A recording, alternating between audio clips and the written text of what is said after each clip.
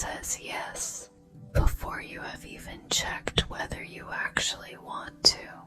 Not the version that lies awake at night replaying conversations, wondering if someone is upset with you, editing your own behavior in your head so that next time you take up even less space.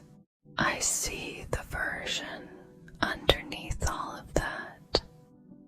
The one that is exhausted, the one that has been giving and accommodating and shrinking and managing other people's feelings for so long that you have almost forgotten what it feels like to just exist without monitoring how your existence is landing on everyone around you.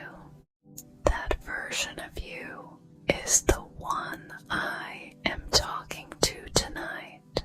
And the first thing I want to say to that version is this: what you have been doing is not kindness. It started as kindness. Maybe it started as care and consideration and a genuine desire to make the people around you feel good. But somewhere along the way, it became something else.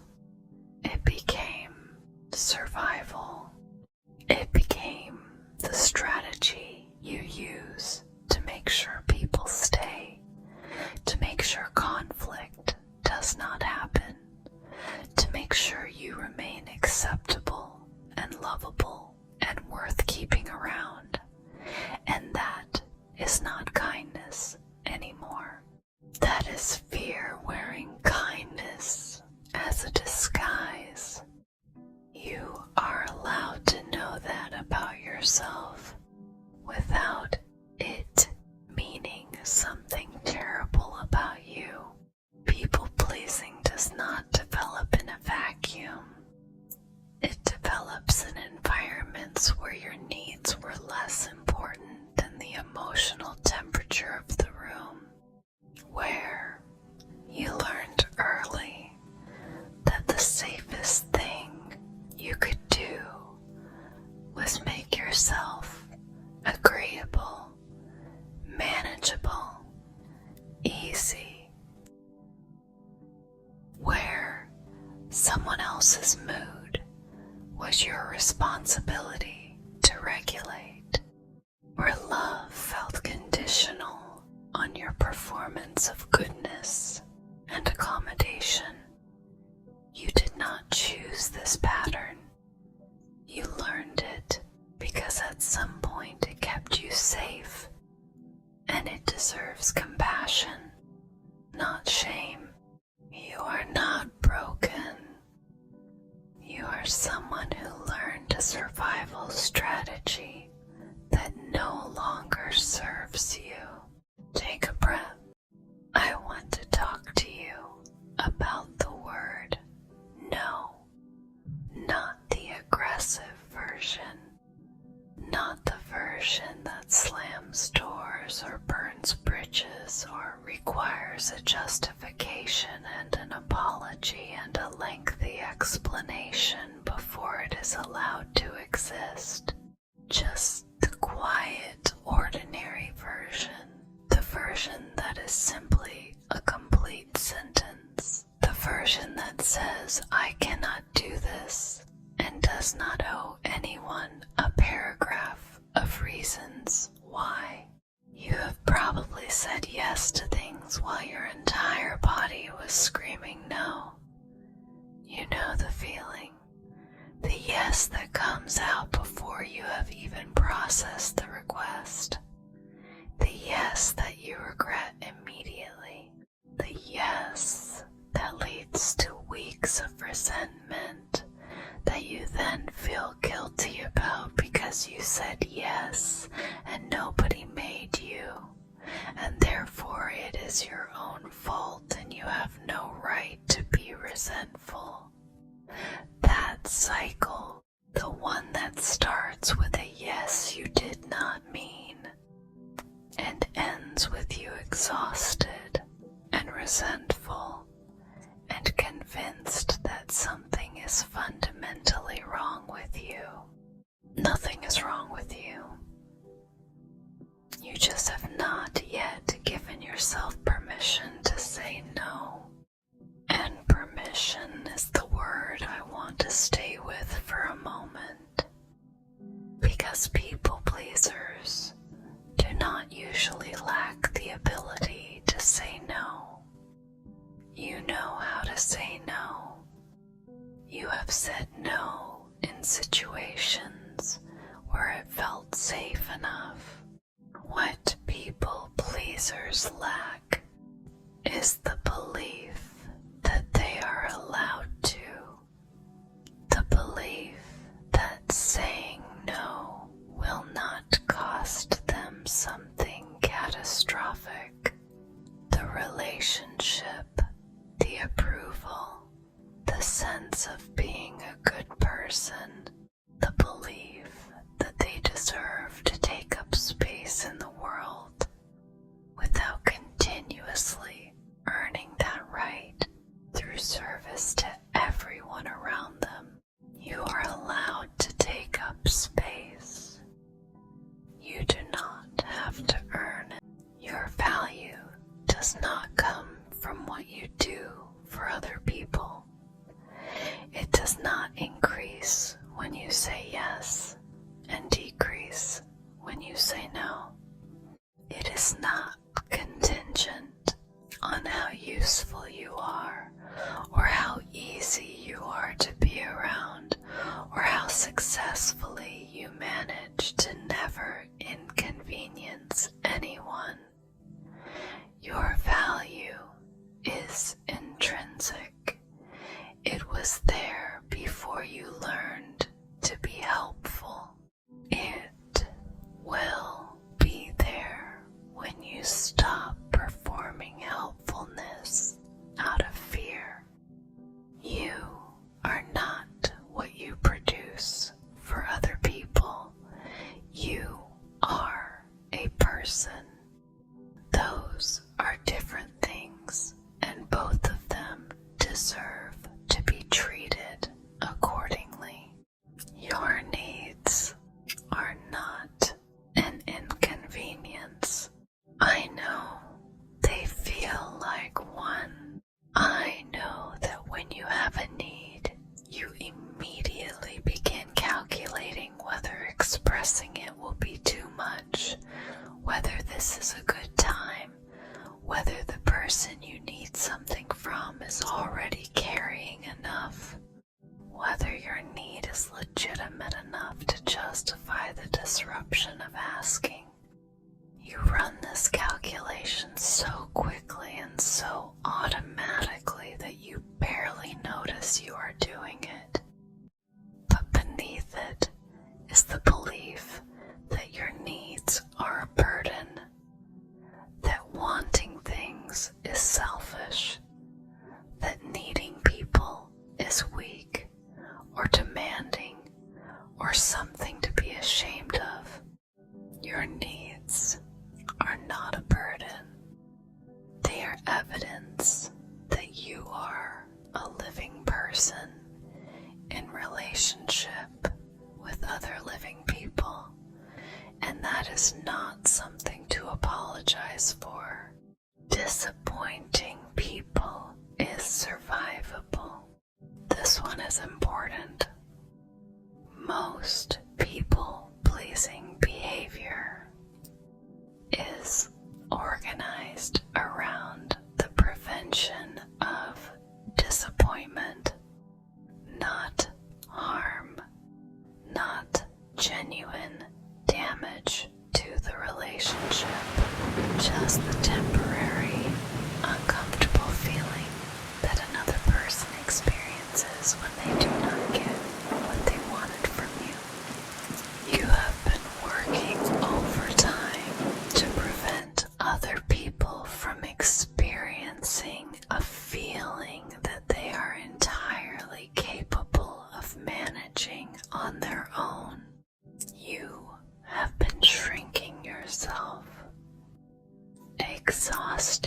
yourself, overriding your own needs and wants and limits to spare other people from an emotion that passes.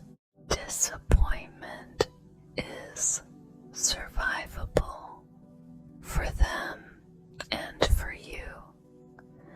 A person who cannot tolerate your no is telling you something important about the relationship that has nothing to do with whether your no was reasonable. You are allowed to disappoint people. Take a breath.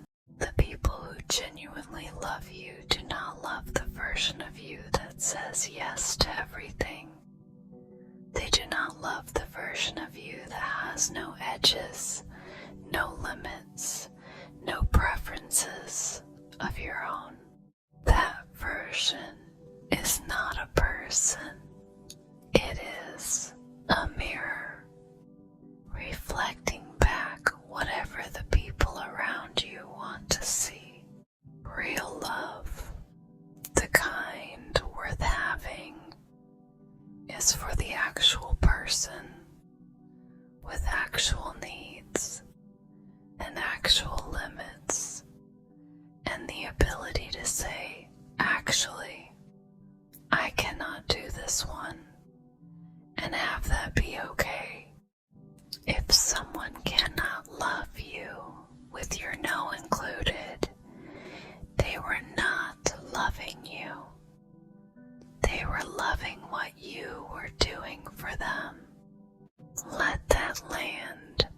I want to give you a few more things to carry with you. Not rules, not obligations, just permissions. Because what people pleasers need more than anything is not more strategies for managing other people. It is permission to stop.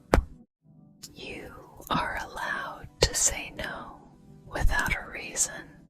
No is a complete sentence. You do not need to justify it, explain it, apologize for it, or soften it into something so qualified and edged that the other person cannot quite tell whether you said yes or no. I cannot do. That is a full answer. I am not available, for that is a full answer. That does not work for me is a full answer. You are allowed to say these things without an attached paragraph of reasons that prove your no was legitimate. You are allowed to change your mind. You said yes, and now you want to say no. That is allowed. People will be disappointed. That is survivable. Your change of mind does not make you unreliable or selfish or a bad person. It makes you someone who is learning to honor their actual experience rather than the experience they performed in the moment before they had time to check in with themselves. You are allowed to be someone's last priority sometimes. You have probably put yourself last so consistently and for so long that the alternative feels dangerous or selfish. But there is a version of care for yourself that does not require abandoning the people you love. It just requires including yourself in the group of people whose well-being matters, not above everyone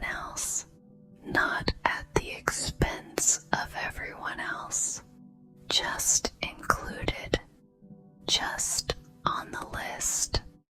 You are on the list. You are allowed to rest without earning it.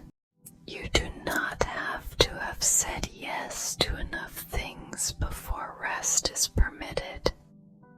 You do not have to have been useful enough or productive enough or accommodating enough before your body and mind are allowed to stop. Rest is not a reward for sufficient performance. It is a requirement for being a living person. You are allowed to rest right now, in the middle of everything that is still unfinished, without having first resolved all outstanding obligations to everyone who has ever needed something from you. You have done enough today. You are allowed to need things from the people who love you. You are allowed to ask. You are allowed to receive. You are allowed to let someone take care of you without immediately beginning to calculate how you will repay them. You are allowed to be the person who needs something for once without turning it into evidence that you are too much. You are not too much. You are a person. That is the right amount. Take a breath. Let your body settle now. Let the part of you that monitors and manages and calculates and adjusts rest for a moment. There is no one to manage in this moment. There is no emotional temperature to regulate. There is nothing you need to do right now except exist. That is enough. You are enough. Not because you have been useful today, not because you have made everyone around you comfortable, just because you are here and you are trying, and somewhere underneath all the accommodation and the performance and the fear, there is a person who deserves the same gentleness you have been extending to everyone else for your entire life. Start extending it to yourself.